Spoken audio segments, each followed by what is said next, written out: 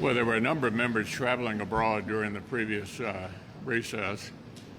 I took a group as well. Just a couple of observations from my own experience in Europe and the Middle East last week. Number one, we listened to the Chancellor of Germany, who is a social democrat, in other words, on the left, in a joint meeting with Senator Schumer and the Democrats and us, the only time we met together. He lectured us about the Inflation Reduction Act last summer and the subsidies for electric cars. And in addition to that, almost an out-of-body experience, he lectured us about not producing more energy ourselves, which was quite interesting coming from a left-of-center German chancellor. If you follow German politics at all, the Russian invasion of Ukraine has completely changed the view in Germany about energy necessity and decoupling from the Russians. The other observation I would make is that we were also in the Middle East, and the Abraham Accords during the previous administration have been an enormous success. Lots of interaction between Israel and UAE, for example. I think that's certainly a step in the right direction. And in Saudi Arabia, even though they're not a part of the Abraham Accords, women are now being freed up to be involved in significant positions, driving cars, going out to dinner with their husbands and others. There are dramatic changes going on inside Saudi Arabia, which is enormously popular with their people, many of whom are quite young. So I think a lot is moving in the right direction.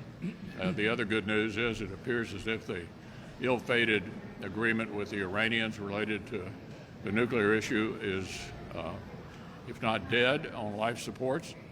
And that's reassuring, I think, to the Israelis and all of our Sunni Arab allies.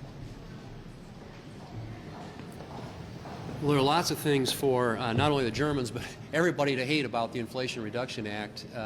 Interestingly enough, the tax credits that the leader alluded to, as soon as that legislation passed, the price for electric vehicles went up by about the same amount as the tax credit. So no big surprise there. But one of the things I want to talk about with respect to the Inflation Reduction Act was the massive infusion of money into the IRS. $80 billion, which is about 6 times their annual budget, and 87,000 new employees at the IRS. And many of us asked questions at the time about how those IRS employees are going to be deployed. What are these people all going to be doing out there? And of course, the administration has not had good answers for any of that. But here we are, 10 days after the deadline, when the IRS was supposed to submit a detailed report about how all that money was going to be used. And we have yet to see any kind of a report to that effect. And so 10 days past the deadline, lack of transparency, $80 billion sort of out there with the IRS, and lots of questions about how it's actually being deployed. I would say that anything that's not used directly for taxpayer services, any dollars that don't go to taxpayer services, ought to be frozen in place until the IRS submits a plan that makes it very clear to the American people about how this $80 billion and how these 87,000 new employees are going to be used. I've got a piece of legislation along with Chuck Grassley. It's an accountability act that would require that to happen. And I hope that we can get as many people behind that legislation as possible and continue to try and build pressure on the IRS to fulfill its obligation to the American people, that when they pass this, that they would in fact tell us exactly how these dollars are going to be used. They've got an IRS commissioner that is a nominee he was in front of the Senate Finance Committee last week, that they'll probably try and put on the floor for a vote. I cannot in good conscience support that nominee, as long as there is $80 billion in unaccounted for funding out there. And so that's a non-starter for me. And I guess I hope that the administration will come forward with that plan, but I'm not holding my breath about it. Republicans are committed to protecting American families' retirement savings.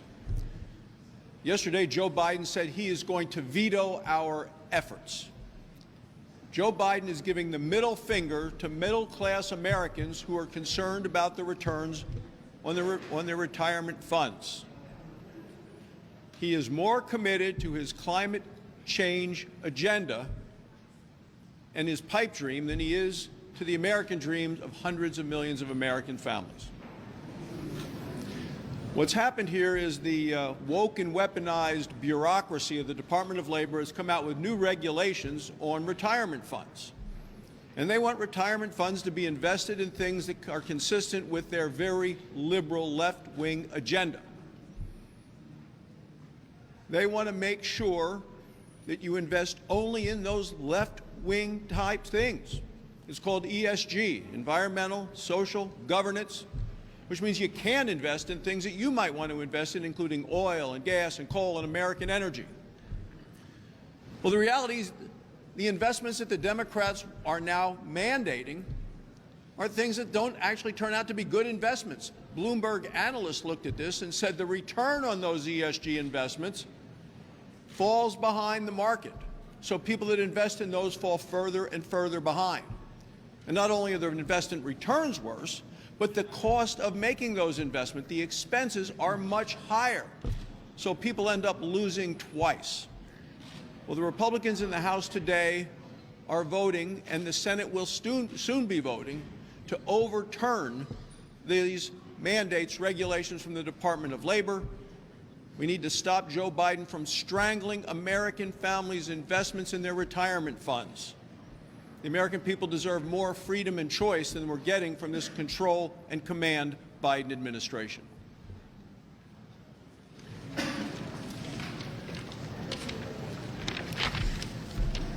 All right, folks.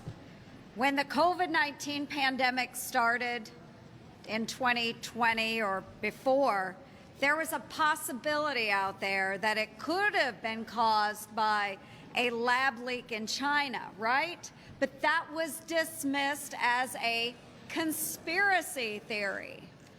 This was promoted as a conspiracy theory by this administration, by the media, by Democrats, by the NIH, by Dr. Fauci, a conspiracy theory.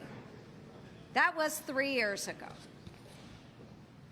Today, now we've learned from a leaked report that the lab leak most likely the origin of the COVID-19 pandemic. Most likely a leak. Okay, what a turnaround in 3 years.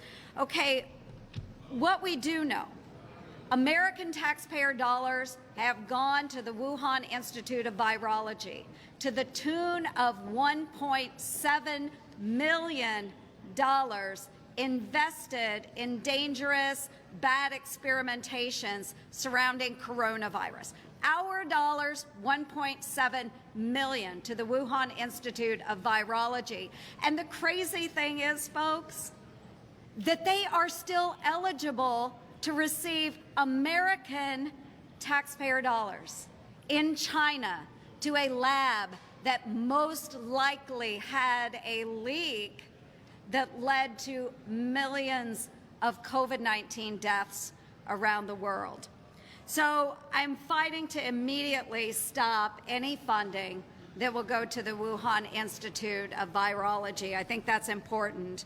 I also support the further investigation from Congress into the Wuhan Institute of Virology, not only what we're spending there, but how this possibly could have happened. So, folks, again, let's go ahead, let's follow the science.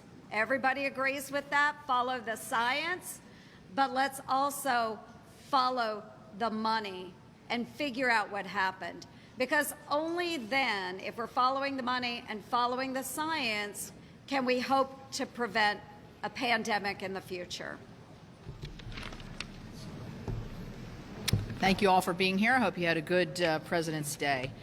I'd like to talk about the train derailment. Obviously, I'm from West Virginia. That central part of our state, our northern part, borders with Ohio. We're only 14 miles south of where the train derailment actually happened. The water aquifers feed into the Ohio River, which feeds into our water supply, both in Ohio, also in Kentucky as well, downriver. And, you know, I think we need to really ask ourselves as we see this unfold, how has the response been? It has been, I think, miserable to watch. As citizen after small business from East Palestine, Ohio, comes forward and says, nobody really cares. We're getting unclear information. Is the water safe? We don't know. Is the air safe? We don't know. Are our wells safe? We don't know. Because of such conflicting communication and such lagging times. The Ohio Department of Environmental Protection was right on top of this. The governor of Ohio, Mike DeWine, right on top of this. Our own Senator J.D. Vance, right on top of this. But some of the other responses have been wanting in terms of, or lacking in clear guidance, lacking in care for the people that are most deeply affected and those that will be affected.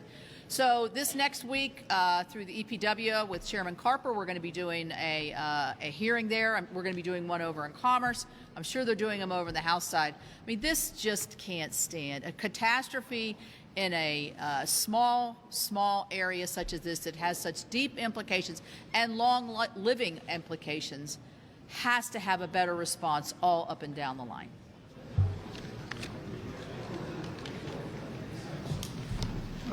You know things are getting bad when a left-of-center European leader, specifically Germany, is lecturing Senate Democrats about how far left they've gone in terms of policies to shut down made in America conventional source of energy and promoting their green agenda. The Biden administration, Senate Democrats' war on American energy still continues, despite lectures from the Europeans telling you can't do this. The president killed the Keystone XL pipeline, comes right into Montana. We can't afford to fill up our vehicles. We can't afford to heat our homes.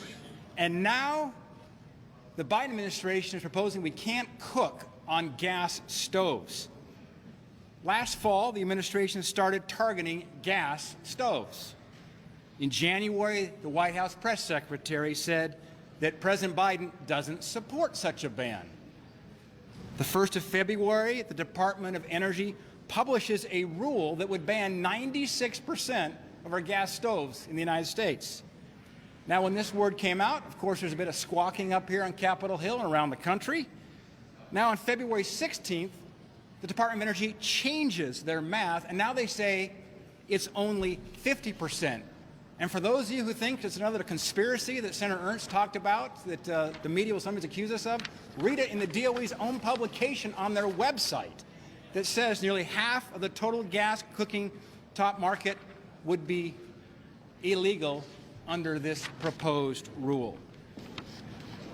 When I was in Europe last year, the Romanian Prime Minister, who was lamenting on policies that were being promoted years ago in Northern Europe, said this. He said, "A vision without an action plan is a hallucination."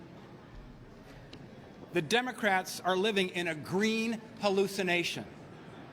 They worship this green religion, and we know their goal here is to get rid of all fossil fuels. I didn't think I'd live to see the day when they want to start banning natural gas. Let's keep in mind, over the next 25 years, global energy demand is going to increase 50% from where it is today. We need an additive kind of strategy as it relates to energy, not subtraction. We need all of the above energy because coal, natural gas, oil will continue to be the majority contributor to global energy and American energy for decades to come. As one coal miner in Montana recently said, the wind doesn't always blow and the sun doesn't always shine. You can't burn our current energy bridges until the new bridges are built and working in the future.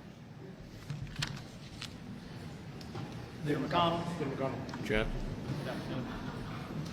What is your expectation from the Gang of Eight briefing today? What is the most important question on your mind? What you need to get out of this meeting? Yeah, I don't have any observations about that. But you're not concerned about this issue of documents? I don't have any observations a about primary Gang of question. Eight. Yeah. Leader McConnell, are you comfortable with Speaker McCarthy giving access to January 6th security footage to Tucker Carlson, someone who has downplayed this attack?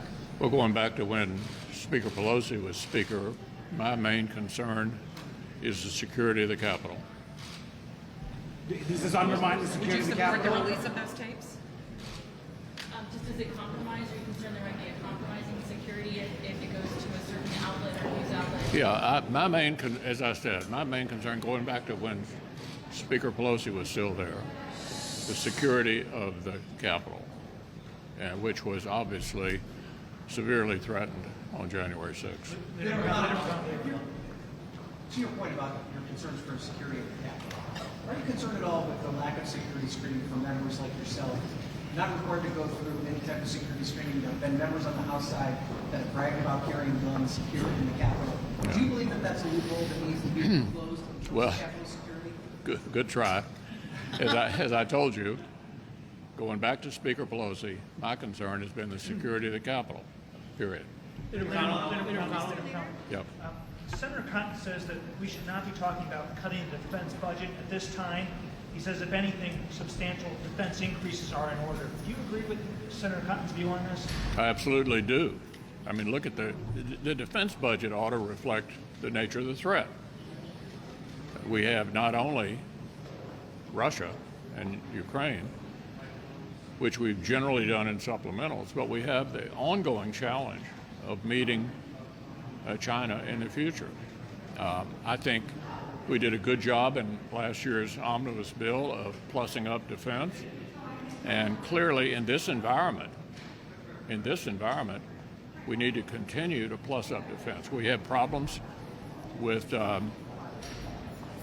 domestic production of weapons and ammunition. I mean, no one anticipated we'd be supplying material to Europe for a land war. And I think all of the NATO countries need to ramp up their emphasis on defense, not only on defense production, but what countries have not yet met the 2% NATO requirement, need to rapidly get there. I do think the attitude has changed as a result of the invasion. Certainly the attitudes in Germany have changed. We're going to have 2 new members, Sweden and Finland, with excellent militaries.